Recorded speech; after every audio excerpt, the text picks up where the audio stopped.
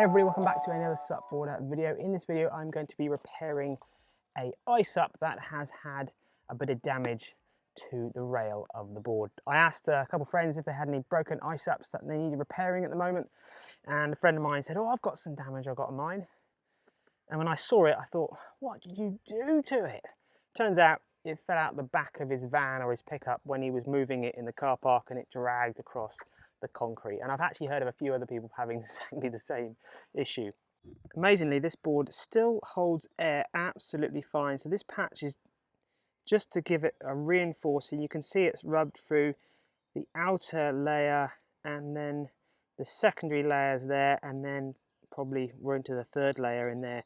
Goes to show these STX boards are well made. But let's get a patch on this and get this all nice and covered up. So there's a few different ways you can do this, and there's a few different things you need. For the minimum you need to repair your inflatable paddleboard, you will need the PVC glue that is supplied probably with the kit or is readily available on the internet. Any rib or PVC glue will do. And you will also need a bit of patch material. All iSUPs come with patches, and they'll also be the same colour match as your board as well. Other stuff you'll need: a little bit of sandpaper is always great, some scissors, a pencil, a cloth to clean your board off with, masking tape's great help. If you've got sensitive fingers, you can use gloves. I might or might not use gloves, I'm unsure. I like to sort of save my gloves for when I really need to use them. Some blocks of wood and a G-clamp, which I will explain to you what that is for later.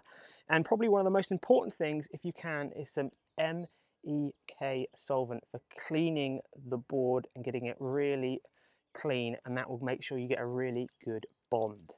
So the first thing I'm going to do is I'm going to clean up the excess of material that's around the board. That's going to stop the patch from bonding.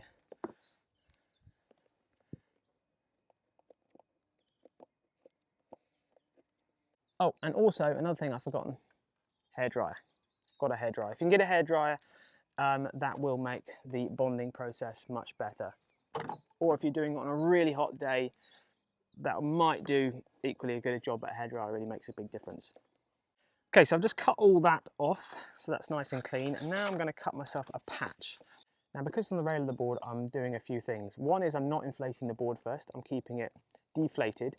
The important thing though with the rail is I need to make sure I don't make the patch too big, because the patches are going to have to go round a corner, and the bigger the patch is, the more material you're going to have to get around that corner. So you're going to have to crease the patch, put basically a little V cut in it, and that gets quite complicated. So we're going to try and keep the patch to the smallest size so it doesn't go round too much of a curve on the board. So I'm just going to cut this patch to what I think would be a good size.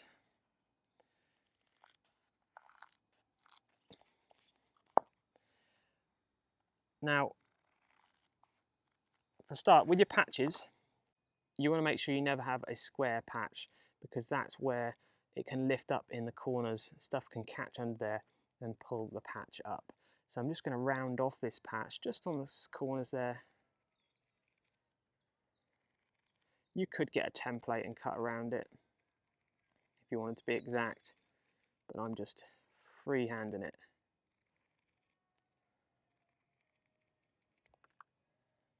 So now I've got a patch like that. As far as which way they go in, I always tend to put the shinier side on the outward facing side. There's a slightly mattier side that's going to go in. Just going to offer that up to the board, make sure it's going to cover the wear area well, and it's a good size. It's not too much, so when I stick down it's going to cause and get some kinks in it. So now what I'm going to do is I'm going to mark off with a pencil around the patch, so I know roughly where to put my glue.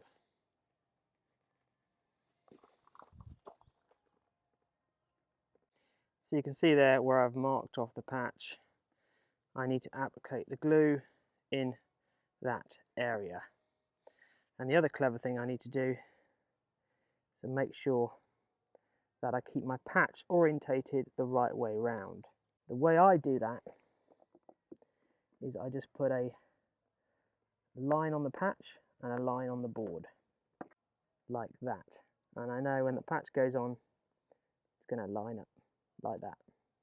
So now I need to prep the board and the patch. I like to give it a little key up with a bit of sandpaper. This is 120 grit, just to give the glue something that it can really bond into. Doesn't need to be very much, just a little bit. So I'm just going to rough up the area.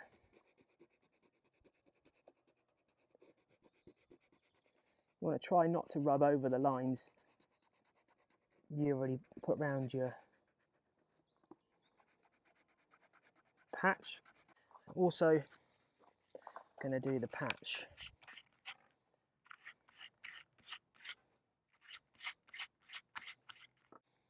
So that's the patch all keyed up, and there's me keyed up around the edge there. Now we're going to take a bit of this MEK cleaning stuff. Now it's probably best you put gloves on and everything, but I'm going to freeball this without gloves because I just don't like using plastic gloves if I can.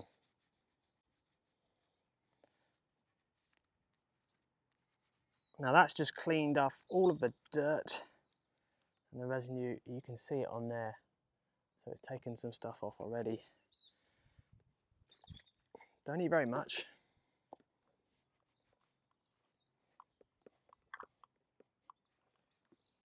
Trying to do it so I don't lose my pencil line, but give it a good clean.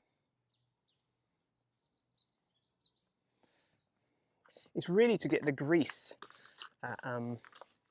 off the board than more the dirt, I think. If you haven't got any of that, you can use warm soapy water. Just give it a clean, make sure it's completely dry before you put any glue on. The good thing about that stuff is it sort of evaporates straight away. Okay, so now I've got a clean, ready patch and a clean part on the rail. Now this glue is a contact adhesive glue, so you're going to want to put a layer on the board and a layer on the patch, and you're going to want to let it dry before you stick the two together. The more layers you do, the better the bond will be. So you could do 2, 3, 4 layers of glue, that will be a better bond. But if you're doing multiple layers, the best thing you want to make sure is you don't put too many bumps in the glue. So you want to make a thin film of glue. So if it was a thin film, let it dry 5-10 minutes, another thin film, let it dry 5-10 minutes, and another film. That's going to give you a really good bond. But you don't want big globs of glue everywhere. With this, I think one layer of glue will be fine on the board and on the patch. So I'm just going to squeeze it out the tube, following my area.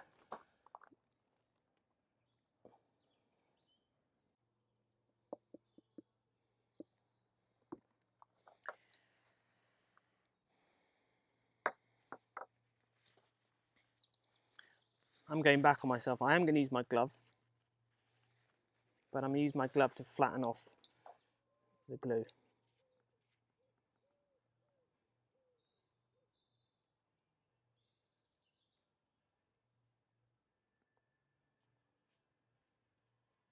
There we go.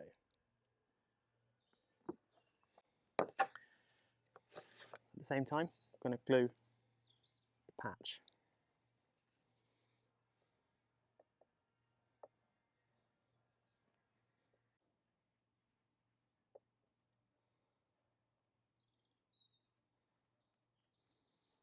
Now it is vital that you get enough glue right around that patch, all the sides, and enough glue right around the edge on the board as well. Now if you want to do this much smarter, and also possibly if it was on a flatter part of the board, it's a little bit trickier to do it on the rail, you could mask off the area you're going to put your glue on. So you could draw your pencil line around your patch, then you could put masking tape around that as well, and then you could put your glue on, and any excess glue will go on the masking tape, and you can pull the masking tape off afterwards. I'm not too worried with doing that here, because it's on the rail of the board and it's not a part of the board you're going to see majorly. If it was somewhere right in the middle of you where you're going to be looking and standing on the board, you see it all the time, I would be a little bit neater. So I've just made sure there's enough glue covering the complete area that's going to be bonded. Right, so we're waiting 5 to 10 minutes for the glue to go off. If you are doing this inside, I would definitely recommend having the windows and the doors open. It is a little bit smelly. Now you have an idea of what these factories smell like. A little bit of what they smell like anyway. You're going to want to wait for the glue to be dry to touch. In health and safety terms, I should probably say you should put gloves on to do this, but I generally get a better feel for it. I can touch that patch there. It's not bonding to my finger at all. And also I did that one first, so that one's going to be dry. So now we're going to applicate the patch to the board. Now, the thing about contact adhesive is when it sticks, so you're not going to be able to move it. So you get one shot to get it right, which is why by pencil marking it off around the edge, it gives you a really good idea of where your patch is going to sit. And also I've done my little line, which gives me an idea of where the patch is going to sit. So we're going to try and offer it up without it sticking.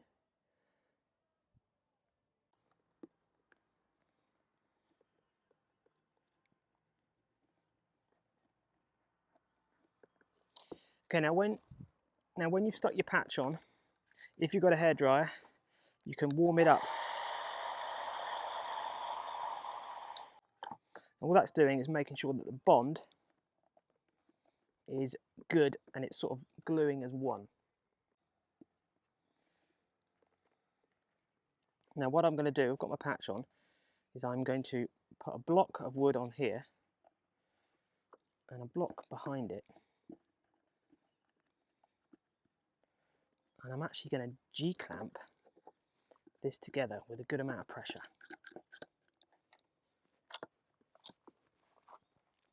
Now what that's doing, that's squeezing the board way harder than I could ever do it to really get that bond. Now if you couldn't use G-clamps like this to get the pressure on, let's say the patch was right flat down the middle of the board, just putting a really good amount of pressure on with your arms, maybe getting a block of wood or another spatula or something to really force any air bubbles out. Getting that pressure in the first 10 minutes is crucial to getting a really good bond. But if you can use clamps like this, it will make it so much better. Now with your iSUPs, that will bond almost instantaneously.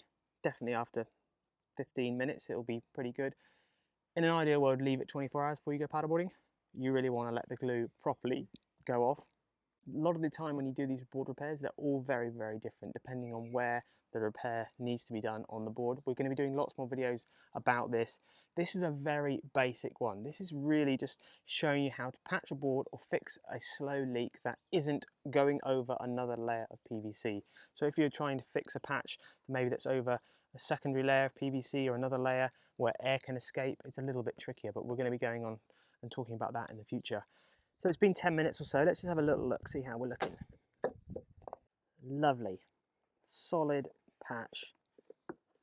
Even looks in keeping with the board. I can clean up the excess quite easily by pulling that off. A patch ready to go. Get your board back on the water.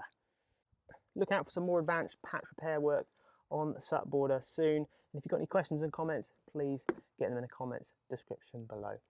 We'll see you later. Happy paddling.